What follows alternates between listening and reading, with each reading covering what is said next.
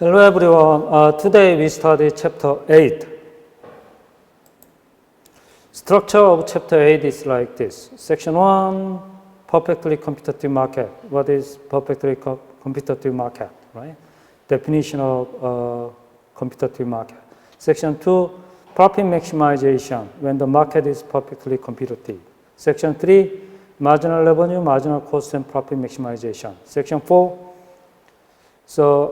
supply in the short run, choosing output in the short run. Section 5, competitive firms short run supply curve. Section 6, short run market supply curves. Section 7, choosing output in the long run. And Section 8, the industry's long run supply curve. Actually, contents of this chapter 8 is largely same to the contents in introductory level microeconomics. So nothing new actually, right? So, section 1, what is definition of perfectly competitive market? So, perfectly competitive market structure have three features. Number one, price taking. Because each individual firm sells a sufficiently small portion of total market output, its decision have no impact on market price.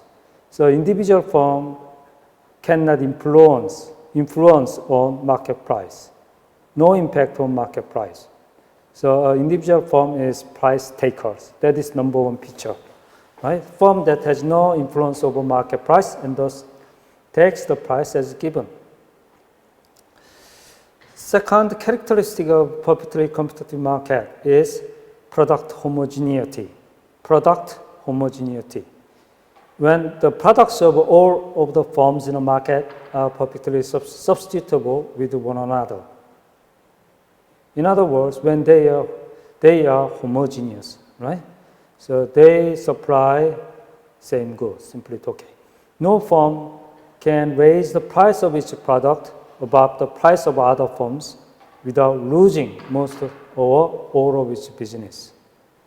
So all the firms supply identical goods, homogeneous goods. So one firm higher its price, they lost most of some market share.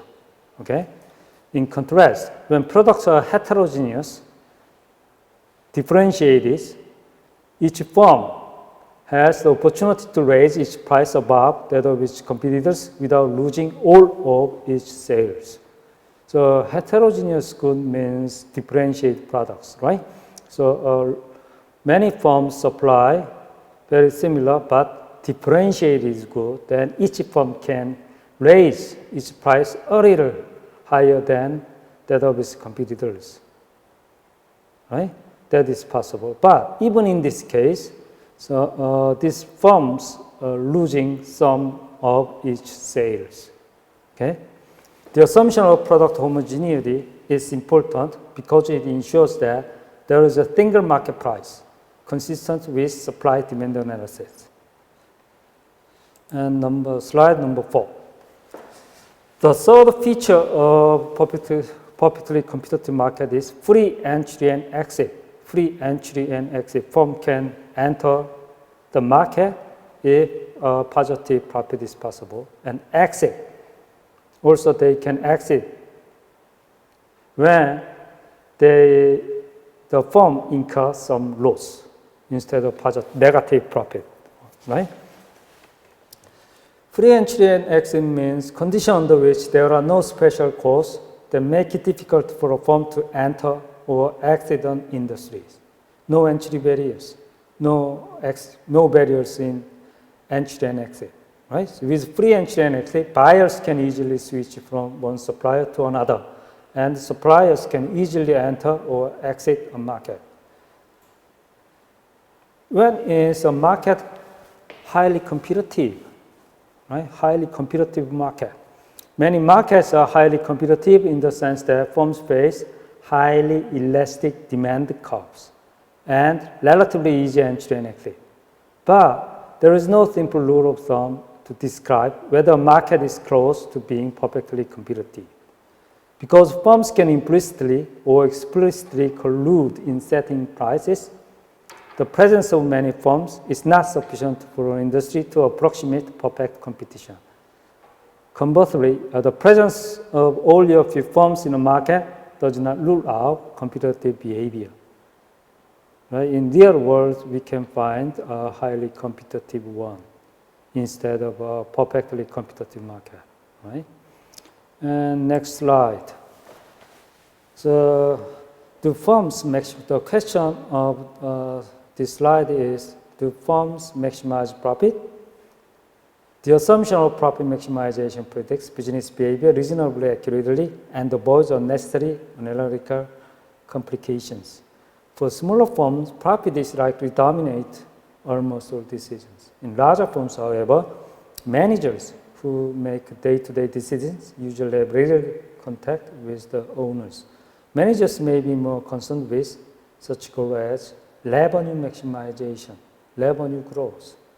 If we look at large conglomerates, profit maximization is not the objective of management. Usually they prefer revenue maximization, right?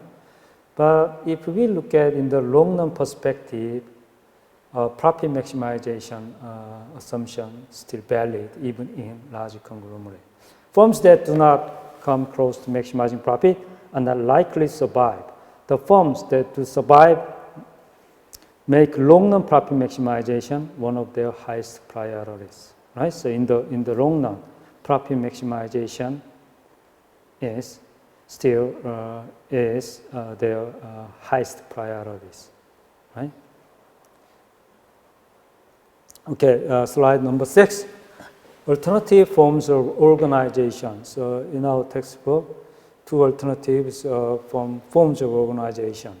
Number 1, cooperative. Number 2, condominium. Cooperative is the association of business or people jointly owned and operated by members for mutual benefit. Jointly owned and operated. Okay, that is a feature of cooperative. Condominium is a housing unit that is individually owned rather than jointly owned, but provide access to common facilities that are paid for and controlled jointly by an association of owners, right? So individually owned, jointly operated. That is condominium, okay? So example 8.1, condominium versus cooperative in New York City. Nationwide, in the United States, condos are far more common than co-ops. Why? Why? So individually owned rather than jointly owned, right? So outnumbering them by a factor of nearly 10 to 1 in this regard. However, in the New York City, it's different, right?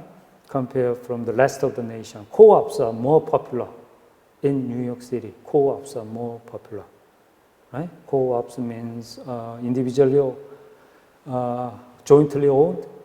Jointly owned co-ops are more popular than individually owned condominium, like this. So, and outnumber condos by a factor of about 4 to 1. Many building restrictions in New York have long disappeared. Yet the conversion of apartments from co-op to condos has been relatively slow in New York. The typical condominium apartment is worth about 15.5% more than an equivalent apartment held in the form of co-op. Clearly, holding an apartment in the form of co-op is not the best way to maximize apartment's value. So the conclusion is the last sentence. It appears that in New York, many owners have been willing to forego substantial amounts of money in order to achieve non-monetary benefit. From the perspective of monetary benefit, condo better than cooperative, right? But there are some non-monetary benefit. Because of this, in the New York City, co-ops are very popular, more popular than condo. Okay. Now we go slide number 7. Marginal revenue, marginal product cost, and the profit maximization for firm. Profit difference between total revenue and total cost. right? Total profit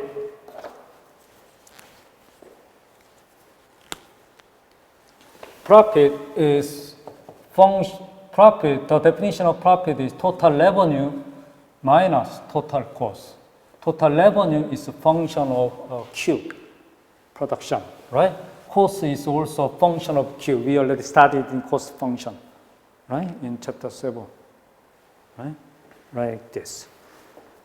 So marginal revenue, changing the revenue resulting from one unit increase in output. So mathematically, marginal revenue is equal to change in total revenue with respect to change in Q. That is definition of marginal revenue. Change in R over change in Q, right? Or simply like this. That is definition of marginal revenue. Look at figure 8.1. Profit maximization in the shown note. A firm chooses output Q star so the profit, the difference AB between revenue R and cost C is maximized. Right? At this output, marginal revenue, the slope of the revenue curve is equal to marginal cost. Right? So, mathematically, profit maximization means maximization profit, right? Without any constraint.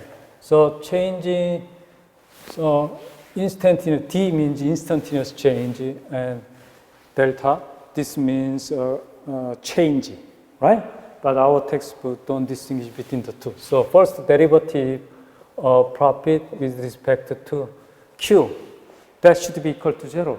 That is also the condition of profit maximization, right? That means change in R over change in Q minus change in C, Q over change in Q should be equal to 0, right? And change in R over change in Q, that is definition of marginal revenue, okay? And change in cost over change in Q, that is definition of marginal cost. So first order condition set, marginal revenue minus marginal cost is equal to 0, or simply marginal revenue is equal to marginal cost, right? So graphically,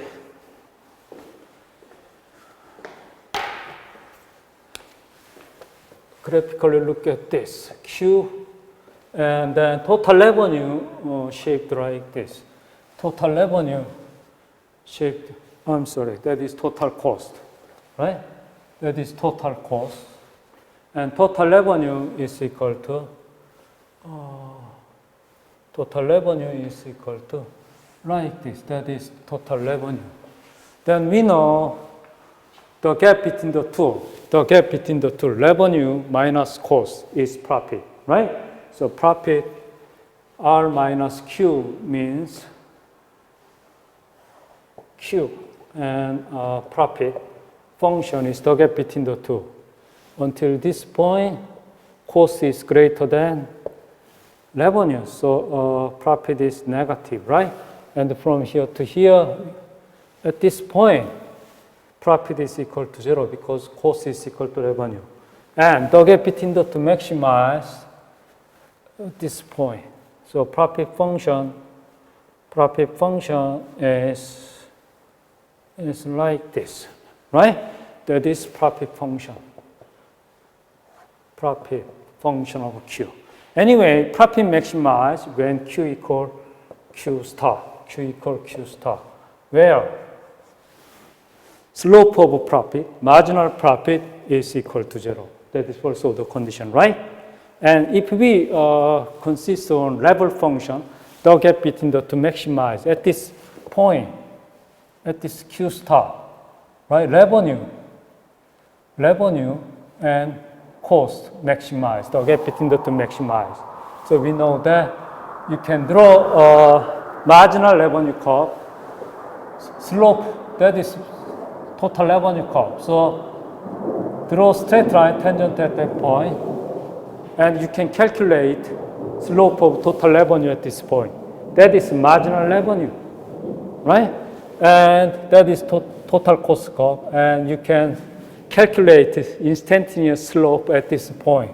That is marginal revenue. Okay? So two straight lines parallel with each other. In other words, marginal revenue is equal to marginal cost. Okay? And slide number 8. Marginal revenue, marginal cost and profit maximization continues. Demand and marginal revenue for computative form. So now think about that is y variable is price, x variable is demand, right? Market demand in panel B. So we can see this kind of thing. Downward sloping demand curve, market demand curve. But one firm, individual firm face horizontal demand curve when the market is perfectly competitive. In other words, at this price, $4 in this graph, right? The company can sell infinite numbers of their production at the market, right? If price higher than market price, this company cannot sell at all, right? So firm face horizontal demand curve. So competitive firm suppliers only a small portion of the total output of all the firms in an industry. Therefore, the firm takes the market price of the product as given, choosing its output on the assumption that the price will be unaffected by the output choice. In A, the demand curve facing the firm is perfectly elastic, even though market demand curve in B, in panel B, is downward sloping. Okay? Because slide number 9, because each firm in a competitive industry sells only a small fraction of entire industry output, how much output the firm decides to sell will have no effect on market price of the product. Because individual firm is price taker, the demand curve facing an individual competitive firm is given by horizontal line. The demand D, small d curve, is average revenue curve facing an individual firm in a competitive market. So horizontal demand curve from face is average revenue curve, right? It's both and it's marginal revenue curve. So average, the horizontal demand curve, horizontal marginal revenue curve, horizontal price curve, right? Along this demand curve is average revenue curve, simply talking, right? Demand curve is price function of Q, like this, right? That is demand curve, horizontal demand curve, right? So because the horizontal curve, marginal revenue curve is also same to average revenue curve, okay? So average revenue curve at the same time, marginal revenue curve at the same time, demand curve. So the conclusion is along this demand curve, marginal revenue, average revenue, and price are all equal. Okay? Shown on profit maximization by competitive firm. A perfectly competitive firm should choose its output so that marginal cost equals price. Okay? That is also the condition of profit maximization. Next slide. Section 4, choosing output in the shown figure 8.3, a competitive firm making a positive profit. In the shown the competitive firm maximizes profit by choosing an output Q star, where its marginal cost is equal to price, right? Marginal cost is equal to price. We know that price is demand curve and at the same time marginal average revenue curve, at the same time marginal revenue curve. And also the condition of profit maximization is marginal revenue is equal to marginal cost. So look at this. That is marginal cost curve. That is price curve, average revenue curve at the same time. Marginal revenue curve, right? Marginal revenue is equal to marginal cost in this figure when this company produce this amount, right? So in the shown anyway, competitive firm can enjoy positive profit like this figure. The total profit for this firm is rectangle A, B, C, D, like this. any change in output, whether lower at Q1 or higher at Q2, will lead a lower profit. If a company produces less than Q start, then what happens? Right? The profit decreases by this area. If this company produces more than Q start, then what happens? This shaded area, this triangle, should be lost profit. Okay? So profit maximized only when this company produces Q star. And slide number 11. Choosing output in the shutdown. When should the firm shut down? So shut down in Korean 조업 중단. Okay? So when should the firm shut down? Everybody knows that, right? If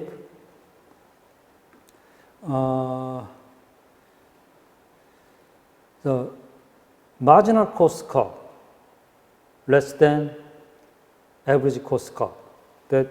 So the point where marginal cost curve cross average variable cost, that is the shutdown point, right? In this figure. A competitive firm should shut down if price is below average variable cost, right? If price is higher than average variable cost, then what happens, right? Anyway, this company produced something with negative profit. The firm may produce in the short run if the price is greater than average variable cost. So we study a little example for this. Example 8.2. The short run output decision of an aluminum smelting plant we already studied in earlier chapters. How should the manager determine the plant's point, maximizing output? So in the earlier section, we derived marginal cost curve like this. Marginal cost. Also, we calculated some average cost curve. Anyway, so here marginal cost curve is like this.